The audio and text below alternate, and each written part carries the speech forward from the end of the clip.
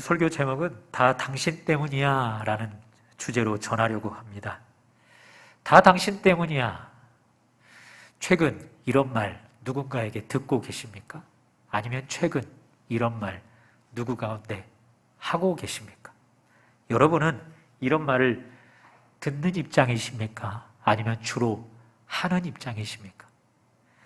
오늘 본문에 나오는 주인공은 안타깝게도 그런 말을 듣는 입장에 서 있습니다. 그 주인공은 누구인지, 또 어떤 상황에 그런 말을 듣게 되는지 말씀을 찾아보면서 여러분과 저의 신앙에 도움으로 받을 수 있기를 주님의 이름으로 축복합니다. 야곱이 외삼촌 라반 집에서 20년간 머물렀다가 이제 하나님 손에 이끌려 가나안 땅으로, 특별히 아버지 집으로 돌아가는 길입니다. 하나님이 이끌어 가시는 길이기에 목적지까지 나아가는 과정 속에 정체하면 안 되죠. 계속해서 그 길을 가야 하지요. 형 에서와의 잠시 만남을 뒤로 한 채 다시 출발하였는데 야곱이 웬일인지 걸음을 멈춥니다. 16절, 17절입니다. 이날에 에서는 세일로 돌아가고 야곱은 숫곳에 이르러 자기를 위하여 집을 짓고 그의 가축을 위하여 우릿간을 지었으므로 그 땅 이름을 숫곳이라 부르더라. 숫곳에 걸음을 멈췄어요. 멈춘 이유는 집을 짓기 위함이에요. 우릿간을 짓기 위함이에요. 집을 지었어요. 우릿간을 지었어요. 오래 머물겠다라는 작정인 거죠. 하나님이 이끄시는 길에 나아가 함께 동행하지 않고 버티는 거예요. 안 가겠다는 거예요. 이것 야곱 잘못하고 있는 거죠. 우여곡절 끝에 다시 출발. 그런데 야곱의 걸음은 또다시 멈추게 됩니다. 세겜이라는 장소에 머물러 서서는 이제 값을 치르고 땅을 사요. 땅을 사는 이유가 뭐예요? 숫곳에서 멈췄던 것보다 더 오래 머물겠다는 작정인 거죠. 자, 이 정도 되면 우리 하나님 야곱에게 손 대실만 하잖아요. 그런데 어쩐 일인지 우리 하나님 잠잠하셔요. 야곱에게 손을 대지 않으셔요. 그저 침묵하셔요. 여러분과 저에게 그저 그의 행동이 잘못되었음을 드러내줄 뿐 야곱에게 직접 손을 대지 않고 있다고요. 그러나 우리는 알고 있어요. 하나님의 침묵은 잘못하는 것을 눈 감아주지 않는다는 것. 하나님의 침묵은 오히려 그를 기다려주시는 것이라고. 스스로가 돌아오기를 하나님이 인내하며 참고 계시는 것임을 알고 있단 말입니다. 자, 야곱 스스로 자기가 잘못하고 있는 것을 자각했을까요? 자각하지 못했을까요? 제가 오늘 성경을 볼 때는 그는 스스로 자각하지 못했어요. 20절 때문이에요. 우리 20절 말씀을 다 같이 한번 읽어볼까요? 33장 20절입니다. 시작. 거기에 제단을 쌓고 그 이름을 엘헬로헤 이스라엘이라 불렀더라.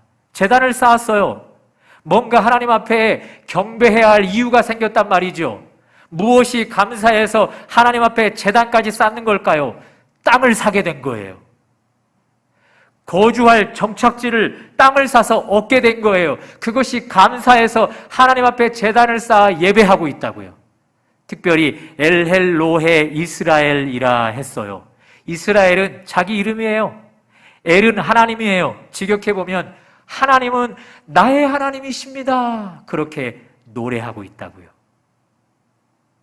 그러니 야곱은 자각하지 못한 채 스스로 이렇게 잘못을 범하고 있다고요. 그러나 역으로도 생각해 볼 수 있을 것 같아요. 야곱 지금 잘못하고 있는 것을 자각하고 있어요. 그도 그럴 것이 그는 당대의 하나님의 사람의 대표자잖아요. 족장 아브라함을 이어 그 아버지 이삭을 이어 이제 야곱이 족장이 되어야 할 하나님 나라의 대표라고요. 그런 그가 잘못하고 있는 것을 스스로 감지하지 못한다? 뭔가 영 이상해요. 그렇죠? 그러면 자각하고 있는 그가 왜 여기서 땅을 사서 주저앉아 있는 걸까요? 왜 하나님이 이끄시는 그 걸음을 계속해서 재촉하지 않는 걸까요? 세겜이라는 땅이 너무 보기 좋은 거죠. 마치 아브라함의 조카 롯이 눈을 들어 봤던 소돔 땅, 그곳이 에덴 동산같이 보였어요. 세겜이 야곱에게 에덴 동산처럼 느껴지는 거죠. 여기는 꼭 정착하고 싶은 땅인 거예요. 우리 가족이 살기에 안성맞춤인 곳인 거예요. 거기를 떠나버리면 이런 기회가 다시는 돌아오지 않을 것 같은 거예요. 자각은 하는데 이것을 포기하고 싶은 마음이 없는 거예요. 그러면서 또 마음속 깊은 곳 한편에서는 이런 생각이 떠올라요. 가만히 있어봐. 내가 숲곳에서 집을 짓고 우리간을 지을 때 우리 하나님 침묵하셨잖아. 가만히 계셨잖아. 세겜으로 와서 여기서 땅을 사고 있음에도 불구하고 하나님이 그 일을 막아서지 않으시잖아. 나의 걸음을 하나님이 인도하셨을 것인데, 그렇다면 이 세겜을 나에게 주시려는 것은 아니겠는가?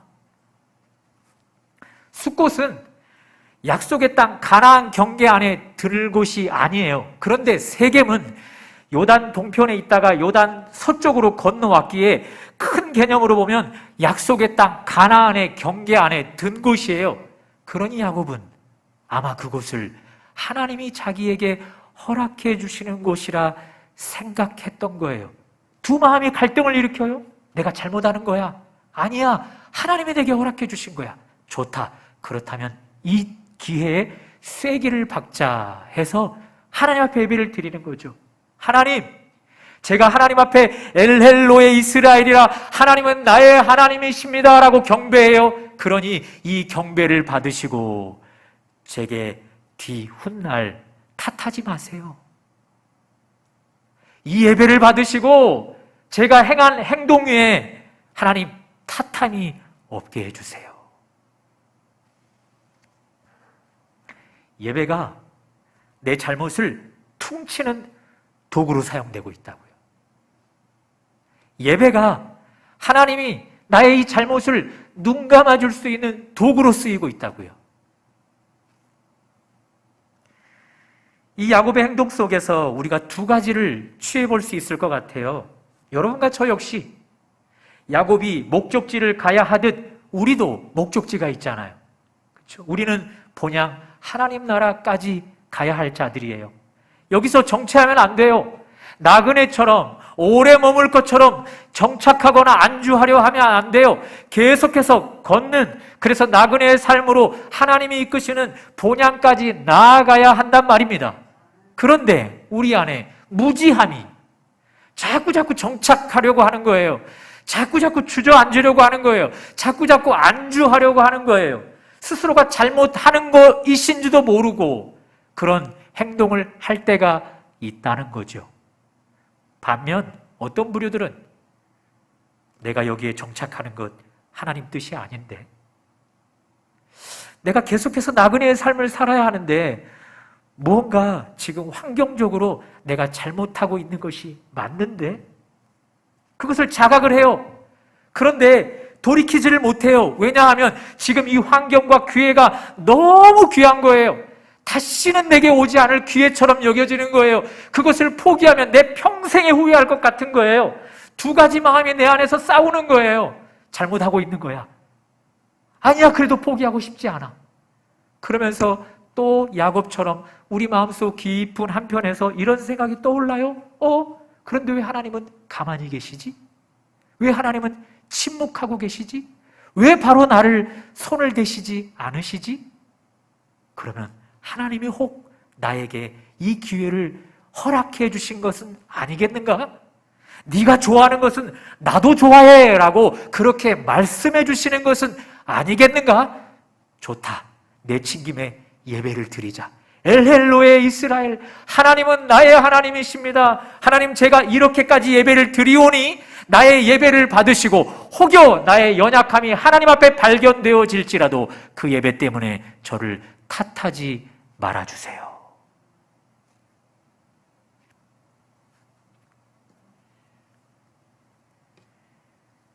야곱이 무지함 속에 잘못을 하고 있는 건지 아니면 자각하면서 잘못하고 있는 건지는 모르겠지만 우리 하나님 예배를 핑계대면서 예배를 통해 하나님 눈 감아 주십시오 하는 행동은 우리 하나님 그런 예배 받으실까요?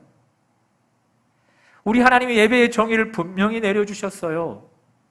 영과 진리로 예배하는 자를 찾는다고 말입니다.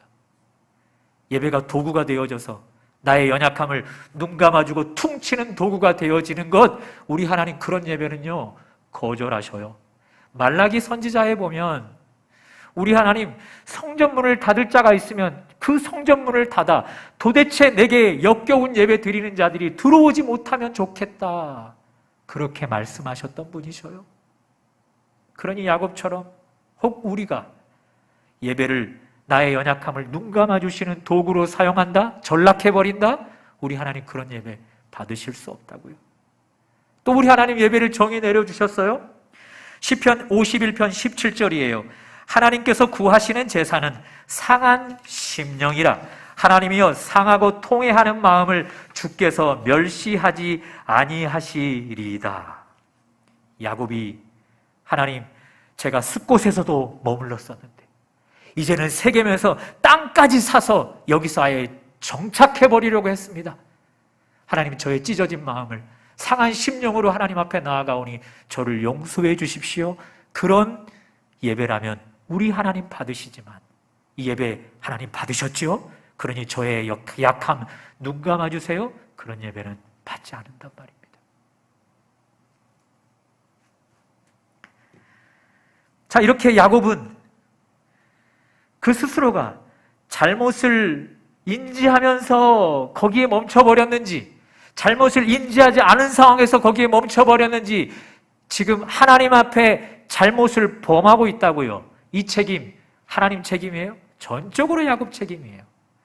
전적으로 야곱의 탓이에요. 그런 의미에서 당신 탓이야 라고 설교 제목을 잡은 거예요.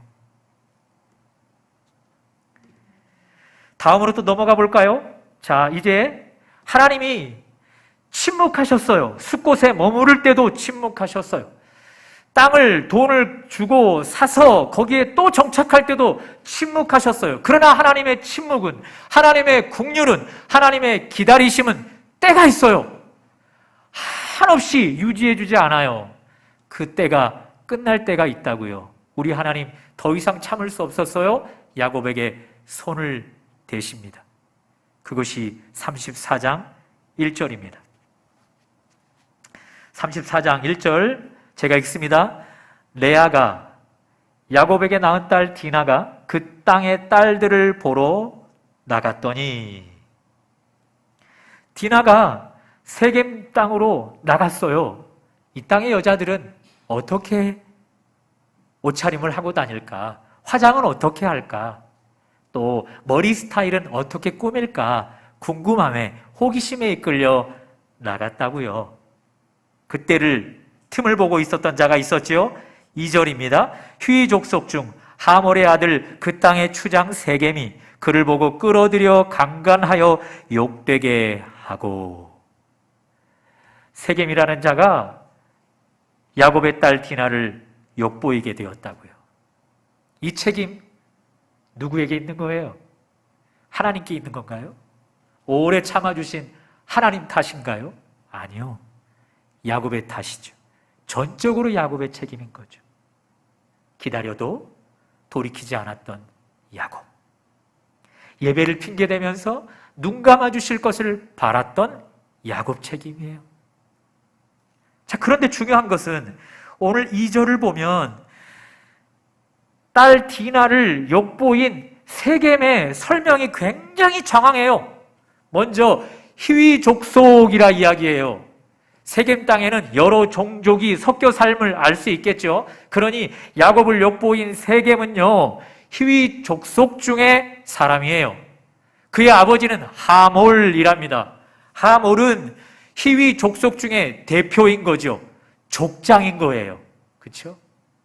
그러니 그의 아들 세겜은 그 지역명 이름을 따서 세겜이라 지어서 그 땅에 지금 추장이다고요. 그 땅의 실권을 누가 쥐고 있어요? 세겜이 쥐고 있다고요. 왜 성경은 이 세겜을 이렇게 장황하게 설명하는 걸까요? 혹 여러분 이 사투리 아세요?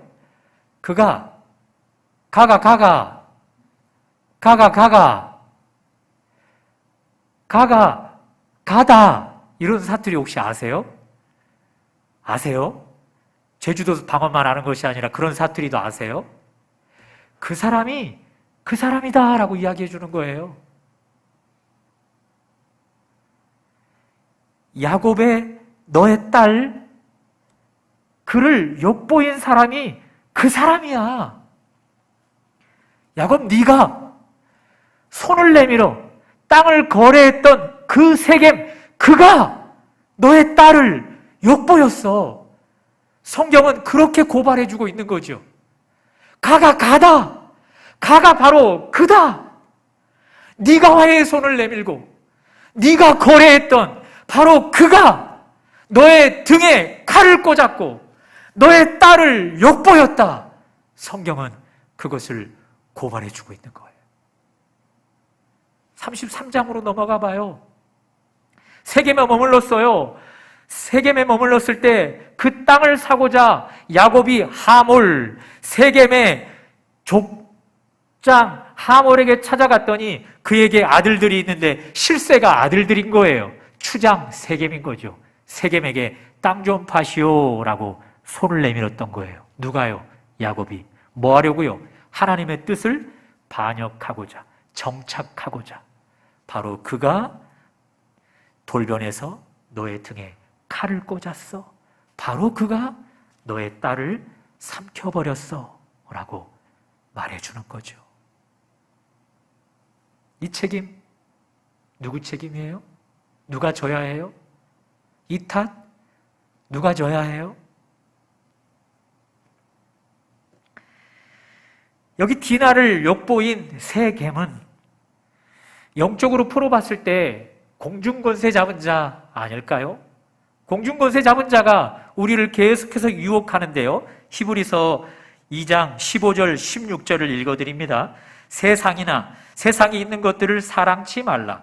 누구든지 세상을 사랑하면 아버지의 사랑이 그 속에 있지 아니하니 이는 세상에 있는 모든 것이 육신의 정욕과 안목의 정욕과 이생의 자랑이니 다 아버지께로 쫓아온 것이 아니요 세상으로 쫓아온 것이라. 공중권세 잡은 자가 세상으로 표현되어져요. 이 세상은, 이 공중권세 잡은 자는 늘 하나님의 사람을 넘어뜨릴 때 세 가지 방법을 써요. 육신의 정욕으로 유혹하고, 안목의 정욕으로 유혹하고, 이생의 자랑으로 유혹을 해와요. 야곱은 세겜 땅에서 그 유혹 가운데 넘어졌던 거예요. 이생의 자랑에 마음이 빼앗겼는지, 육신의 정욕 가운데 마음이 사로잡혀 버렸는지, 혹은 안목의 정욕 가운데 마음이 이끌렸는지, 혹은 그 세 가지 다에 사로잡혔는지는 모르겠지만 그는 세상이 내미는 손에 덥석 그 손을 붙잡았던 거예요. 하나님의 사랑이 없는 그 세상의 유혹의 손에 덥석 손을 붙들었더니 그것이 돌변해서 야곱에게 등을 칼에 꽂아버리는 거예요. 디나를 삼켜버리는 거예요.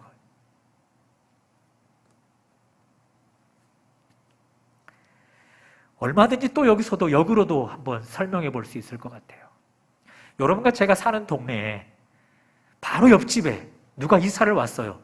그러면 그 이사 온 사람이 한눈에 들어와요? 안 들어와요? 들어오잖아요. 아주 옛날이에요. 족장 시대예요.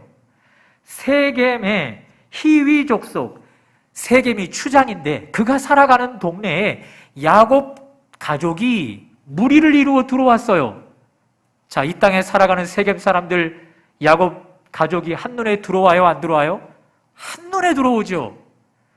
몇 명인지, 성인은 몇 명이고 아이는 몇 명인지, 남녀로 각각 어떻게 구분되어지는지 정확하게 들어와요. 특별히 세겜은 추장이에요. 추장이 직접 보았거나 아랫사람들에게 보고를 받았겠죠. 그렇죠?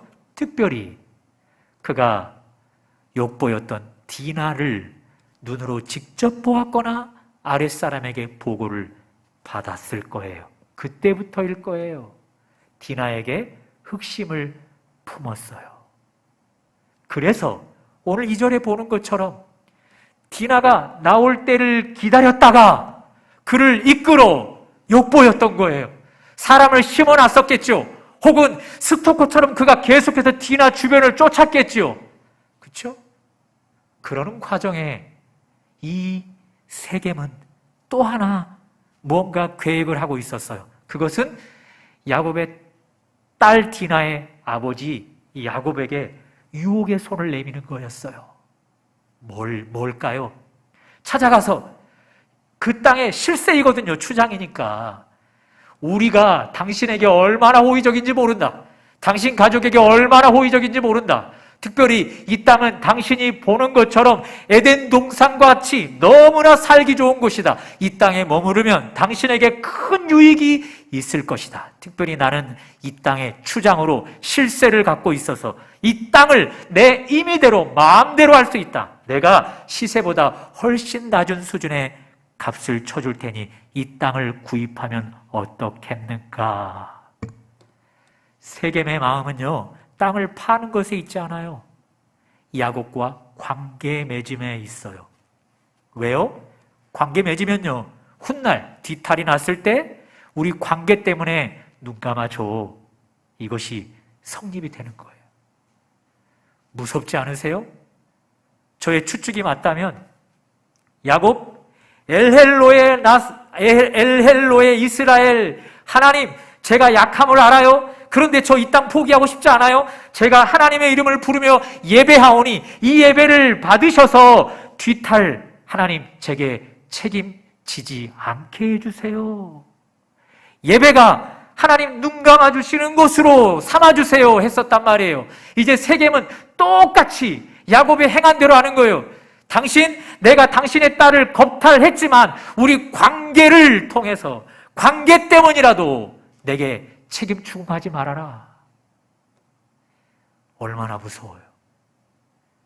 야곱이 뿌린 대로 거두어요. 인과 음보가 성경 속에 드러나고 있어요.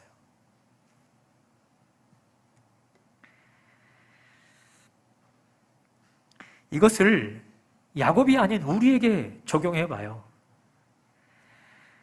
우리의 본향, 하나님 나라를 향해 나아갈 때 이미 공중권세 잡은 자는 우리를 다 꿰뚫어 보고 있어요. 이미 우리를 스캔했어요. 우리가 무엇에 강하고 무엇에 약한지, 무엇에 유혹을 받고 무엇에 유혹을 받지 않은지 이미 다 스캔을 해버렸어요. 그래서 이 공중권세 잡은 자는 과거에도 그랬던 것처럼 똑같이 세 가지를 가지고 우리를 유혹해와요. 안목의 정욕으로 사로잡히도록, 육신의 정욕에 끌리도록, 그리고 이 생애를 자랑할 만한 것들로 유혹을 받도록 끊임없이 우리에게 세 가지로 공격을 해와요. 그것에 우리가 손을 붙잡아버리면요, 그것이 돌변해서 우리를 삼켜버리는 거예요. 우리를 삼켜버리는 거예요. 중요한 것은 첫사람 아담도 공중것에 잡은 자에게 이 세 가지 유혹에 넘어졌어요. 육신의 정욕으로 유혹을 했어요. 선악을 알게 하는 열매를 도구로 삼아. 안목의 정욕으로 유혹을 했어요. 눈에 보기 좋아 보였으니까. 그리고 이 생의 자랑으로 유혹을 했어요. 이거 먹으면 하나님과 같이 될 수 있어.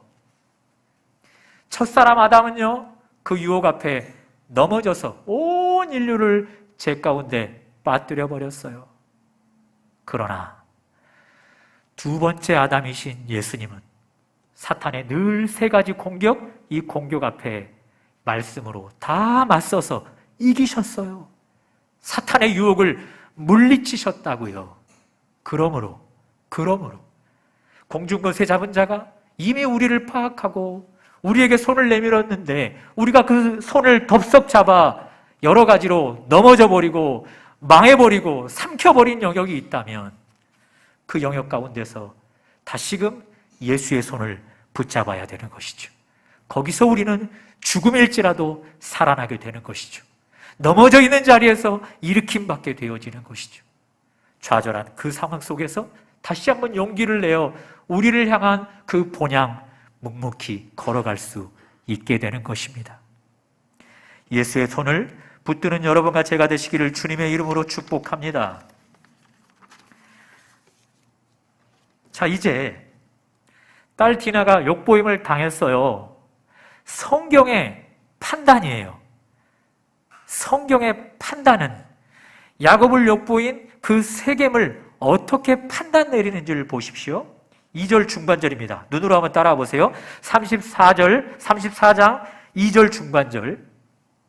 그를 보고 끌어들여 강간하여 욕되게 하고, 끌어들여 강간하고 욕되게 하고. 이전 번역은요, 더럽혔다라고 써 있어요.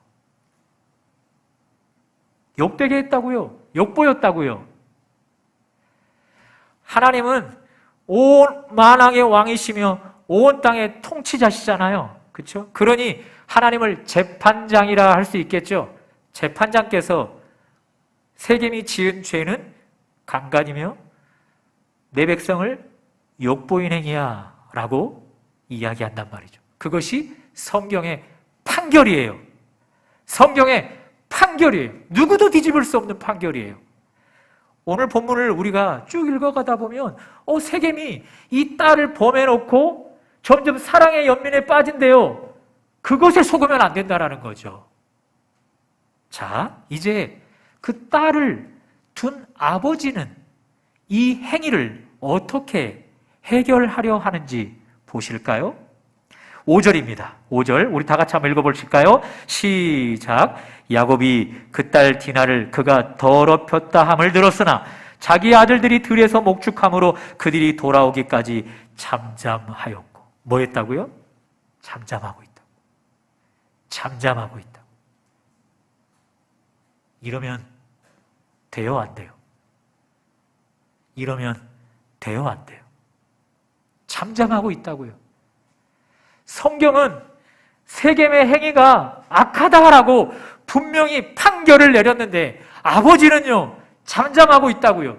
아들들이 없어서 잠잠했다? 힘이 없어서 잠잠했다? 내 많은 핑계를 댈 수 있겠죠. 그런데 성경은 그를 지금 고발하고 있는 거죠. 뭐라고요? 하나님 나라를 향한 걸음으로 계속해서 묵묵히 나아가게 될 때는 영적으로 예민해지는데 그 걸음을 멈추고 자꾸 주저앉으려고 하고 거기에서 안주하려고 하면 영적인 일에는 둔감해져 버리고 세상적인 일에만 예민해져 버린다는 거죠.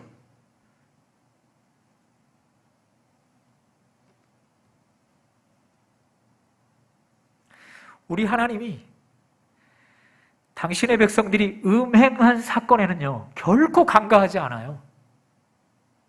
당신의 자녀들이 음행을 행하면요, 결코 여자든지 남자든지 불문하고 지위 고하를 막론하고 반드시 우리 하나님 치십니다. 무관용으로, 무자비하심으로 음행을 반드시 징계하셔요. 그러니 야곱은요, 지금 딸이 이런 욕보임, 특별히 욕보였던 이 분명한 명확한 죄를 지은 세겜을 향해 무언가라도 했어야만 했다고요. 잠자면은 안 됐다고요. 그런데 야곱은 잠잠하고 있어요. 뭐가 그를 그렇게 만들어버리죠? 자꾸자꾸 하나님의 길을 가는 일에 머물렀던 거예요. 주저앉으려 했던 거예요. 정체되어 있으려고 했었던 거예요. 그것이 그를 계속해서 둔감하게 만들어버려요. 더 이상 하나님을 향하여 나아가지 못하도록 그의 몸을 무겁게 만들어버려요.